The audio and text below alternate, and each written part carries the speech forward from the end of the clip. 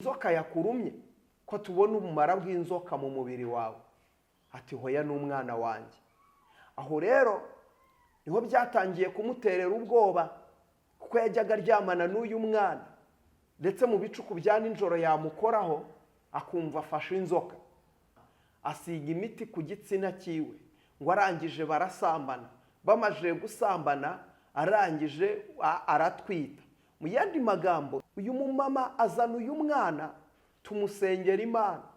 Tumaze kumusengera, Imana irampishurira, irambwira ngo uyu mumama yagiye mu bapfumu.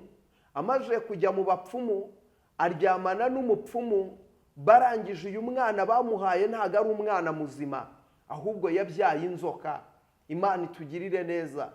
Ndangije ndabimubwira, ndangije ndamubwira nti Imana iravuze ngo igiye kuzaguha umwana wayo, ariko uyu nguyu we ntabwo uri bumugumane. Uyu nguyu yagiye gupfa ave mu buzima bwawe, kuko iyi ngiyi ni inzoka, ntabwo ari umwana nyamwana.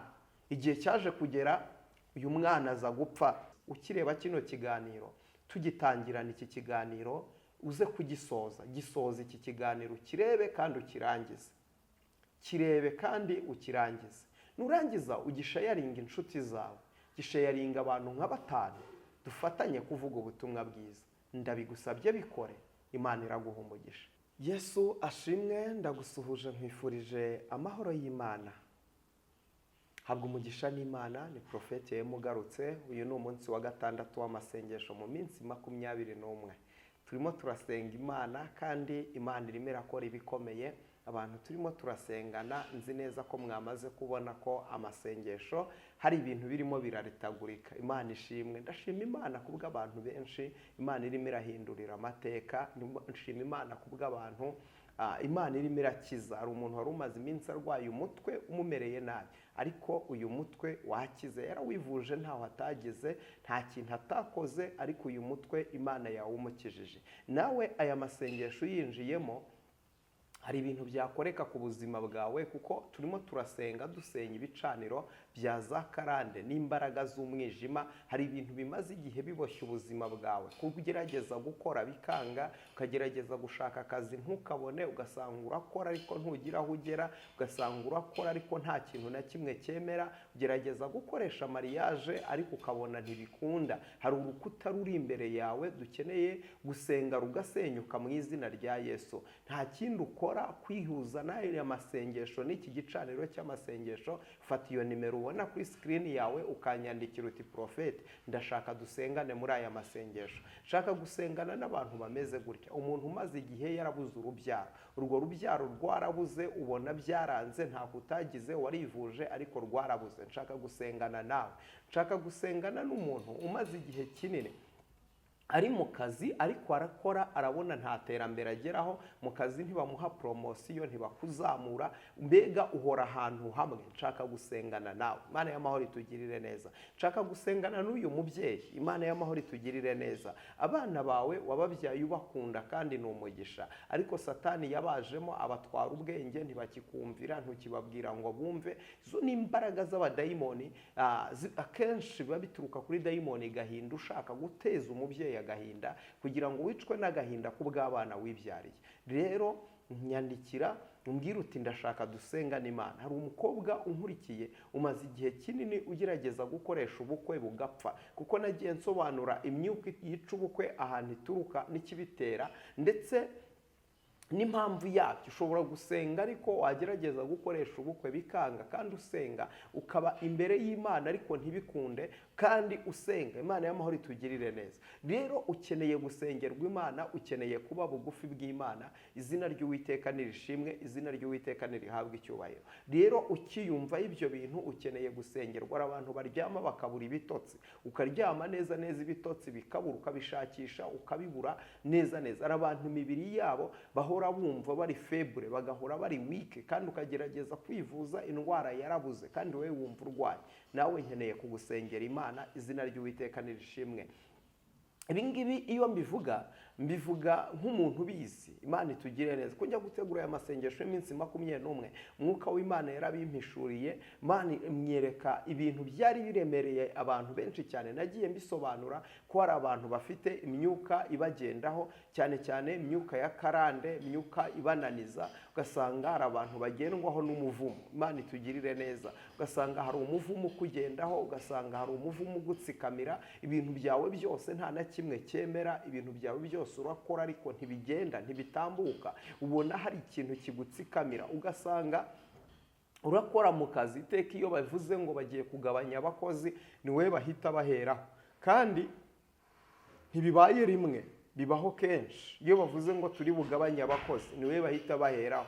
Iyo bavuze ngo akazi kabaye gakeya bahita bavuga ngo ni wowe utaha, abandi bagasigara bakora, we bakakubwira ngo taha. Imana y'amahoro itugirire neza. Ndagira ngo mvugane nawe, nta kure habaho Imana itakuvana, nta na kure habaho Imana itakugeza. Imana ifite umugambi mwiza ku buzima bwawe. Iyo avuganye nawe niyo kwizerwa kandi niyo kwiringirwa.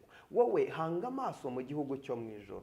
Rero iteka ugasanga uba mu kazi ariko abakozi mukorana ntibagukunda, na boss ugukoresha ntagukunda, nubwo agukoresha ariko ntagukunda, akwemera kubw'icyo akubonamo ariko ntabwo agukunda. Ukeneye gusengerwa Imana, nshuti y'umusaraba. Ukeneye gusengerwa Imana kugira ngo Imana iboneke ku buzima bwawe. Ndagira ngo nkubwire, tubonye Imana itabara, tubonye Imana irengera.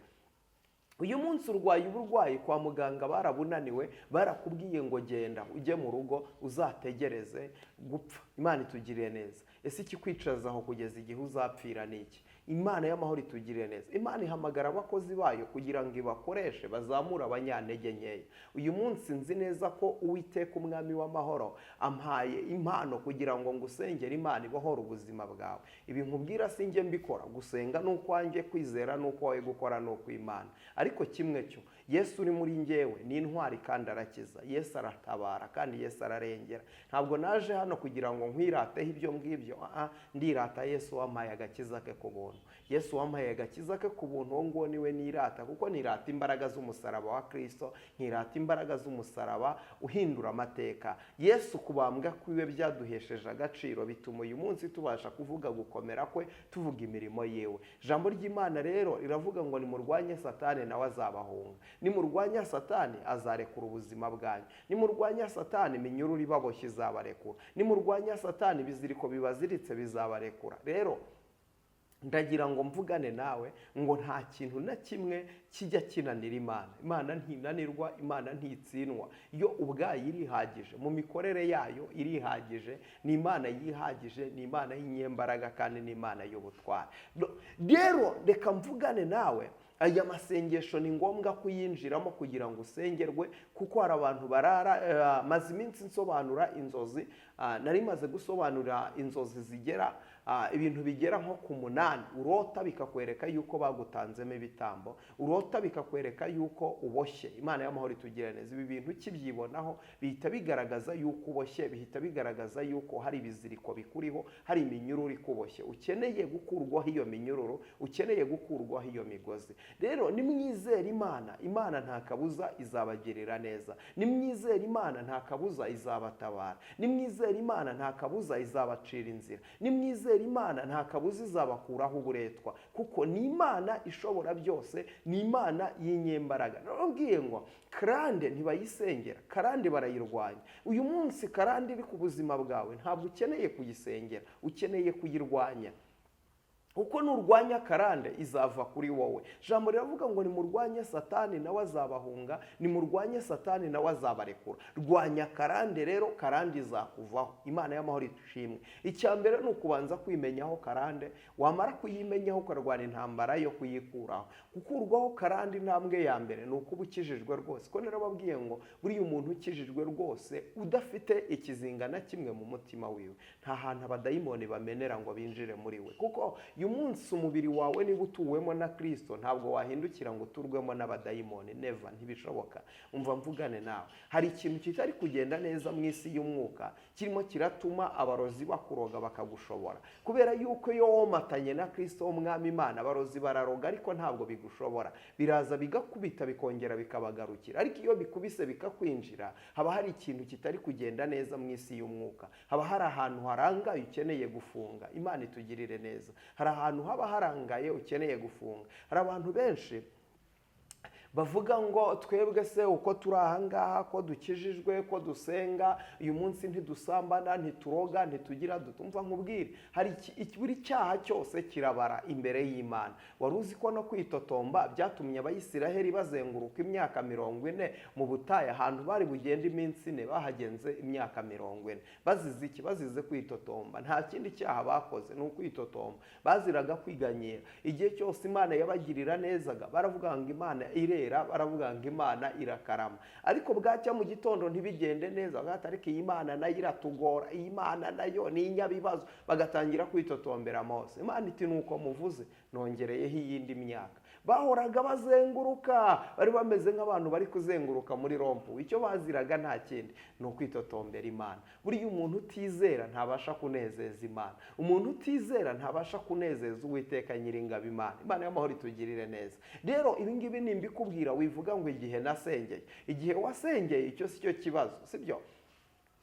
Uyu munsi iyo ushaka kugira aho ugera ntabwo ubatwa n'ahashize ngo uvuge ngo narasenze, uvuge ngo barampanuriye, ngo nahamagaye abakozi b'Imana benshi, ngo nta cyabaye. Uyu munsi ibyo ntabwo bivuga. Ukira kwawe ni none ahangaha. Igitangaza cyawe kiri muri aya masengesho, igitangaza cyawe kiri muri iri jambo ry'Imana wumvise. Imana y'amahoro itugirire neza. Rero ukiryumva wirikerensa, wivuga ngo igihe nasengeye. Icyo gihe wasengeye nge ntabwo nkizi, ndashaka dusengane muri aya masengesho. Imana y'amahoro itugirire neza. Ngo abakozi b'Imana abo wahamagaye nige ntabwo mbazi. Nge Imana intumye gusengana nawe. Imana intumye kukubwira ngo dusengane mu izina rya Yesu. Hari ibicaniro dukwiriye gusenya, hari imbaraga dukwiriye gusenya. Imana igaha umugisha izina ryawe, Imana ikaguha umugisha mu muryango w'iwanyu, ikakuzamura mu izina rya Yesu. Mu muryango w'iwanyu nta muntu ujya utera imbere ariko wowe ugiye gutera imbere mu izina rya Yesu. Mu muryango w'iwanyu nta muntu ujya ukomera ariko wowe ugiye gukomera mu izina rya Yesu.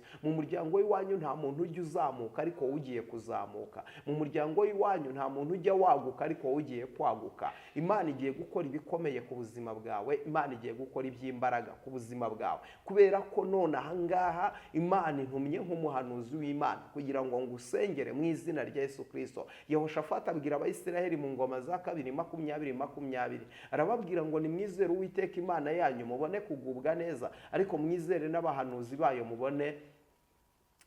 Yabwiye Abayisiraheli aravuga ngo nimwizere Uwiteka Imana yanyu mubone gukomezwa, aravuga ngo nimwizere n'abahanuzi bayo mubone kugubwa neza. Iyo uri kumwe n'umuhanuzi w'Imana ugubwa neza, kuko umenya amakuru y'urugendo urimo uragenda. Imana y'amahoro itugirire neza kuko uri kumwe n'umuhanuzi w'Imana. Rero uyu munsi wa none Imana intumye nk'umuhanuzi kugira ngo ngusengere Imana. Imana intumye nk'umuhanuzi kugira ngo nguhagurutse ahantu uri mu izina rya Yesu. Imana y'amahoro itugirire neza. Hari abantu njya nkunda kubona bivugisha ngo urumva ngo ubuse ngo wowe ngo uradusengera ngo ibiki n'ibiki ngo nawe ngo Imana. Uyu munsi twebwe tugaragara nk'abatariho ariko dutungishije benshi, tugaragara nk'abanyantege nkeya ariko turi abanyembaraga. Uyu munsi wandeba nanutse ukabona sindi munini, ariko Yesu uri muri nge ni munini mu izina rya Yesu. Wandeba ukabona wenda ntaho ndagera, ariko Yesu hari aho yageze mu izina rya Yesu. Yesu uri muri nge ageze kure, arimo arakora imirimo n'ibitangaza. Rero ubuntu bw'Imana twebwe buba buduhagije, ikorera muri twebwe iyo ngiyo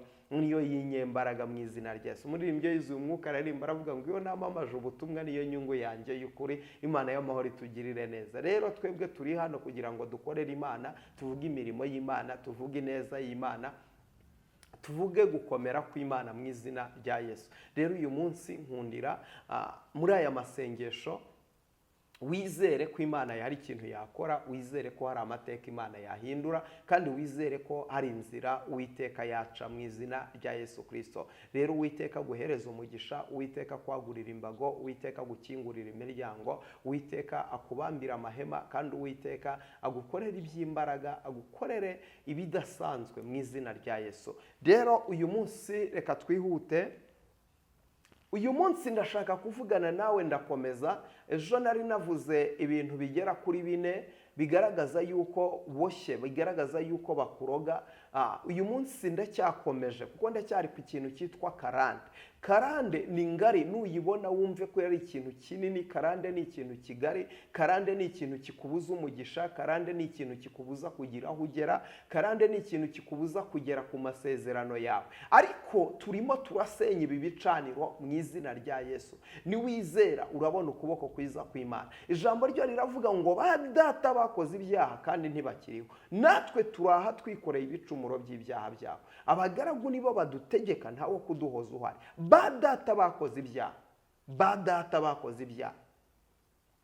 Rero uyu munsi uri mu ngaruka z'ibintu utizaniye, uri mu ngaruka z'ibintu wowe ubwawe byakujeho gutyo gusa, ntabwo wabyizaniye, byakozwe na ba data, ariko wowe uyu munsi bikuriho, birakugaruka. Urasanga uyu munsi mu muryango w'iwanyu ntibashakaga, nawe ugushaka byaranze. Ugasanga mu muryango w'iwanyu babyaraga batinze, nawe uyu munsi urubyaro rwaranze. Uri mu ngaruka z'ibintu utizaniye, kuko buriya karande si icyaha, ariko karande ibyigukoresha bizatuma utabasha kugera ku mugisha wawe. Kubera iki? Karande iraza igafunga imiryango, kuko karande ni amateka ahora yisubiramo. Ugasanga bihora ari uruhererekane. Mu muryango w'iwanyu hari umuntu warwaye indwara, ayirwaye ayihereza undi, ayihereza undi, nawe uyu munsi iyo ndwara ikuriho, kuko mu muryango w'iwanyu hari uwayirwaye. Mu muryango w'iwanyu ugasanga bashaka abagore benshi, nawe uyu munsi urimo urarwana intambara. Umaze gusenya urugo rwa mbere, wubatse urwa kabiri, narwo ruri mu manegeka. Ukeneye gusengerwa Imana kugira ngo Imana ibohore ubuzima bwawe.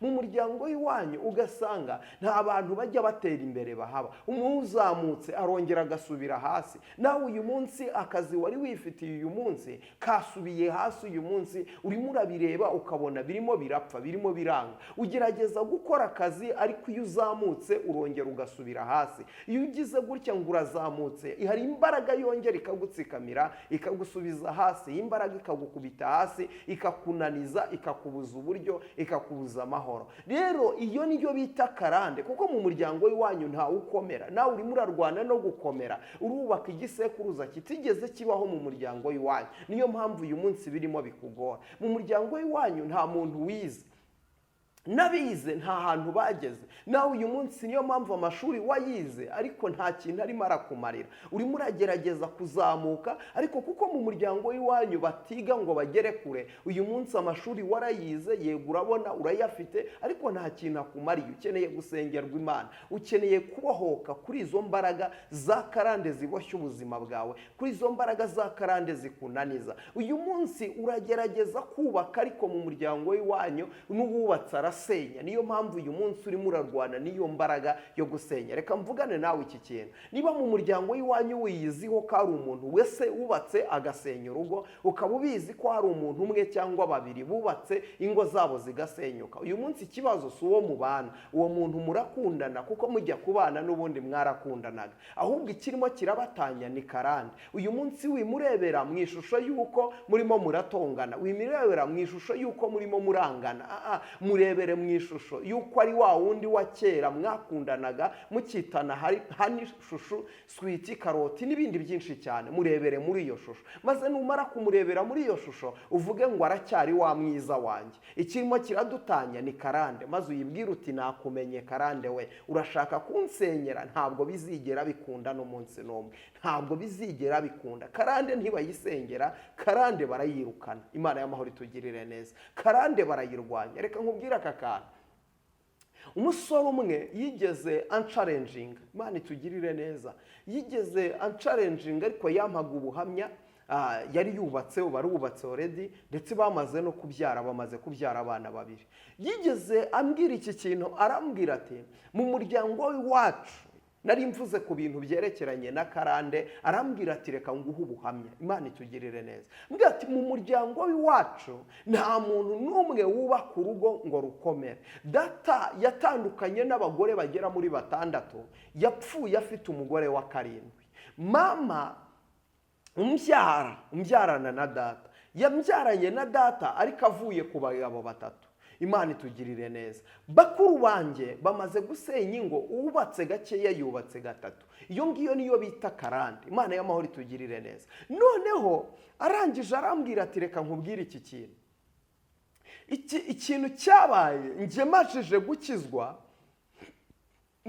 gukizwa nakurikiye amahame yo mu bwami bw'Imana. Ibi ngibi mba mvugerega nshuti yanjye, nta mahame yo mu bwami bw'Imana. Mahame yo mu bwami bw'Imana turi abatsinzi, ntabwo tunanirwa. Mu mahame yo mu bwami bw'Imana ntabwo dusubizwa inyuma, ntabwo dusubizwa hasi, kuko turi abatsinzi, turi abanyamugisha. Imana itugirire neza. Mu mahame yo mu bwami ntukwiriye kunanirwa, ntukwiriye kuvuga ngo biranze. Imbere y'Imana nta kintu na kimwe cyanga. Imbere y'Imana byose biba bigomba gushoboka mu izina rya Yesu. Na hamwe utabona inzira vuga ngo hari inzira, na hamwe utabona uburyo vuga ngo hari uburyo mu izina rya Yesu. Vuga ngo hari uburyo. Hamwe utabona inzira vuga ngo irahari mu izina rya Yesu, kuko uri umwana w'Imana. Umwana w'Imana rero ntacyo akwiriye kubura. Umwana w'Imana ntacyo akwiriye gukena. Umwana w'Imana ntacyo akwiriye gusaba ngo akibure. Oya, uri umwana w'Imana, uri umutsinzi, uri umunyamugisha. Uri umwana w'Imana, uzagera kure mu izina rya Yesu. Uzagera ku cyo Imana yavuganye nawe, uzagera ku cyo Imana yagusezeranyije. Uri umwana w'Imana. Imana y'amahoro ishimwe cyane. Uri umwana w'Imana. Rero aya masaha umva yuko nta gikwiye kukunanira, umva yuko nta gikwiye kugutsinda, umva ko nta gikwiye kugushyira hasi. Uri umwana w'Imana mu izina rya Yesu. Rero arangije aravuga ngo njye ndi umwana w'Imana, sinzigera nkora divorce n'umunsi n'umwe. Akenshi iyo ubivuga Satani aba abyumva. Iyo ubivuga Satani aba arimo abyumva. Imana y'amahoro itugirire neza. Arangije ashaka umugore, bararambagizanya. Imana itugirire neza. Barashakana, bamara. Aravuga ati njye uyu nubakanye nawe sinzigera nkora divorce n'umunsi n'umwe. Dore rero karande ikintu yamukoreye.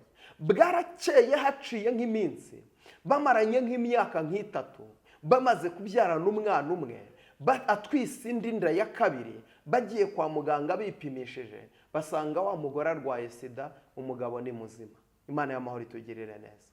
Baragiye bipimishije, urumva barabana bombi mu nzu, bajya ku bana baripimishije, kandi basanga umugabo ni muzima n'umugore ni muzima. Ariko barangije bagiye babyara umwana wa mbere, umugore ari muzima n'umugabo ari muzima. Ku mwana wa kabiri bagiye kwipimisha, basanga umugore arwaye sida, umugabo ni muzima. Ubwo icyabayeho nawe uracyumva. Umugore habayeho guca inyuma umugabo. Imana itugirire neza. Habayeho guca inyuma umugabo. Mbega karande ishakisha impande zose. Niba waravuze ngo ntuzasenya, yishaka impamvu izo arizo zose ituma usenya, ituma urugo rwawe rusenyuka, igatuma urugo rwawe byanga. Imana itugirira neza. Arangije aravuga ngo nubwo uyu mugore ikirimo kiravuga ngo ni ukugira ngo dutandukane. Bageze mu rugo, umugore aramubwira ati sheri wanjye umbabarire, naguciye inyuma kandi urabibona ndarwaye.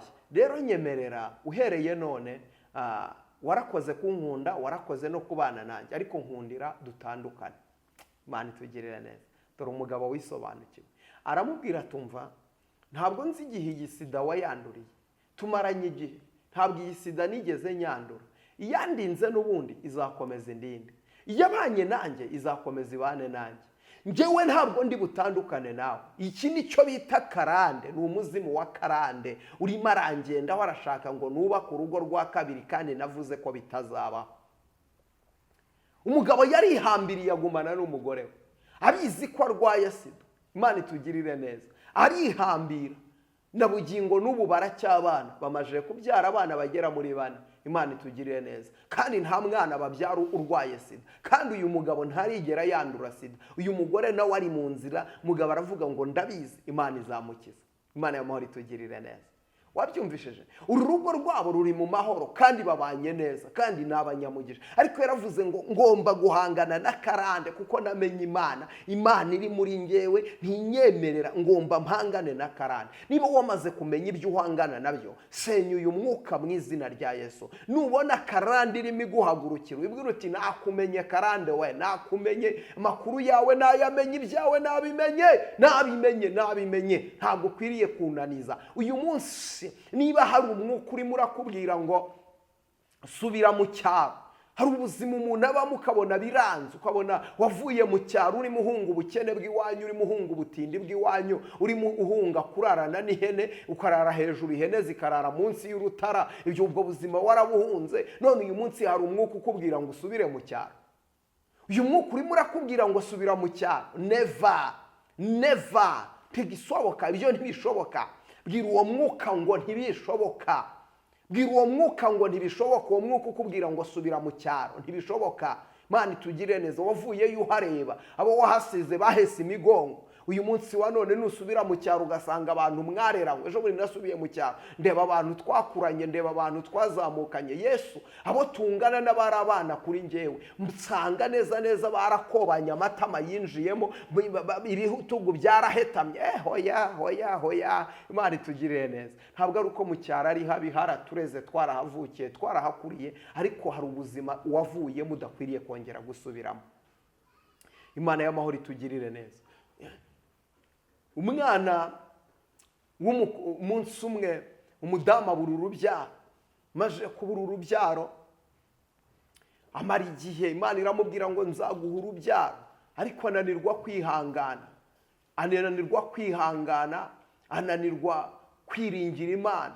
Imana y'amahoro itugirire neza. Ananirwa guhanga amaso mu ijuru. Imana y'amahoro itugirire neza. Ananirwa guhanga amaso mu ijuru. Arasenga, ageze aho abivamo ajya mu bapfumu. Imana itugirire neza. Ni umudamu nasengeye, naramusengeye, ibi nkubwira n'ibyo niboneye, ntabwo ari ibyo numvanye abandi. Yananiwe kwizera Imana, arangije ajya mu bapfumu. Imana itugirire neza. Amaze kujya mu bapfumu, aragenda. Amaze kugenda, aba bapfumu bagira gutya, bamuha imiti. Bamaze kumuha imiti, ariko ngo uyu mwana ajya kumutwita, umupfumu yaramubwiye ngo nuko tubanza tugasambana. Asiga imiti ku gitsina cyiwe, ngo arangije barasambana. Bamaze gusambana, arangije aratwita. Mu yandi magambo, iyo nda yatwise yayikuye ku mupfumu, ntabwo ari iy'umugabo babanaga. Igihe kiza kugera arabyara. Amaze kubyara, ariko uyu mwana akajya akora ibintu, yaba ari mu buriri, yajya kubona akabona uyu mwana aragenda umwana ugenda nk'inzoka. Mu yandi magambo, yabyaye umwana muzima ariko uri mu ishusho y'inzoka. Kugira ngo abimenye rero ko ibi bintu bikomeye, umunsi umwe yonkeje uyu mwana, umwana aramuruma. Amurumye afuruta ku ibere, ibere rirafuruta. Ajya kwa muganga, bamupimye baramubaza bati mada, ni inzoka yakurumye ko tubona ubumara bw'inzoka mu mubiri wawe? Ati hoya, ni umwana wanjye. Aho rero niho byatangiye kumuterera ubwoba, kuko yajyaga aryamana n'uyu mwana, ndetse mu bicuku bya nijoro yamukoraho akumva afashe inzoka. Nibwo rero yaje aza ngo tumusengere Imana. Hari muri 2019 twasengeraga Kimironko, abantu babyibuka barabizi, ahantu inyuma y'umurenge wa Kimironko. Imana itugirire neza. Uyu mumama azana uyu mwana, tumusengera Imana. Tumaze kumusengera, Imana irampishurira, irambwira ngo uyu mumama yagiye mu bapfumu. Amaze kujya mu bapfumu, aryamana n'umupfumu. Barangije uyu mwana bamuhaye ntabwo ari umwana muzima, ahubwo yabyaye inzoka. Imana itugirire neza. Ndangije ndabimubwira, ndamubwira nti Imana iravuze ngo igiye kuzaguha umwana wayo, ariko uyu nguyu we ntabwo uri bumugumane. Uyu nguyu yagiye gupfa ave mu buzima bwawe, kuko iyi ngiyi ni inzoka, ntabwo ari umwana nyamwana. Igihe cyaje kugera, uyu mwana aza gupfa. Amaze gupfa, baranamushyingura biragenda. Igihe kiza kugera, haciyeho nk'amezi 6 bashyinguye uwo mwana. Uwo mudamu yaje gutwita inda noneho y'umugabo wiwe. Imana itugirire neza. Atwita inda y'umugabo wiwe. Ubu ngubu barabyaye, bafite abana bagera muri 4. Uyu munsi bameze neza, ariko mbere yari yabanje kwirwanirira. mbere yari yabanje kujya muri izo ngeso, ndetse n'urugo rwabo rwari rugiye gusenyuka, umugabo yari agiye kumuta neza neza. Ariko dusenga Imana, Imana ifata umutima w'uyu mugabo, amugirira imbabazi, barabana. Nawe ndagira ngo nkubwire, Imana yavuganye nawe niyo kwizerwa, Imana yavuganye nawe niyo kwiringirwa. Hanga amaso mu ijuru, Yesu aracyagufiteho umugambi. Imana y'amahoro ikugirire neza, Imana y'amahoro ikwishimire. Reka dusengane Imana. Data, mu izina rya Yesu, Imana ishobora byose, Imana y'imbaraga, Imana y'ubutware, uri hejuru ya byose. Ijambo ryawe ni rizima, ijambo ryawe ribeshaho, ijambo ryawe rirabohora. Mana, nsengeye uyu muntu wari unkurikiye, muha umugisha kandi umugirire neza, muha umugisha kandi umwagurire imbago, ukuboko kwawe kwiza kw'imbaraga kuboneke kuri we. Amasezerano yiwe uyasohoresha umwete wawe n'imbaraga zawe, maze yakira ubutsinzi muri we, yakira umugisha kandi yakira ubutabazi. Urakoze ni mu izina rya Yesu, amen. Mana ikumpera umugisha, Mana ikugirire neza. Ukireba kino kiganiro, tugitangirana iki kiganiro, uze kugisoza, gisoza iki kiganiro, kirebe kandi ukirangize, kirebe kandi ukirangize. Nurangiza ugishayaringa inshuti zawe, gishayaringa abantu nka 5, dufatanye kuvuga ubutumwa bwiza. Ndabigusabye bikore, Imana iraguha umugisha. Data kwishimire, kuboko kwiza kw'Imana kuboneke kuri wowe. Amasengesho yarakomeje, Uwiteka abagirire neza. Nimero yanjye ni iri kuri screen. Imana ibaha umugisha. Shalom, shalom.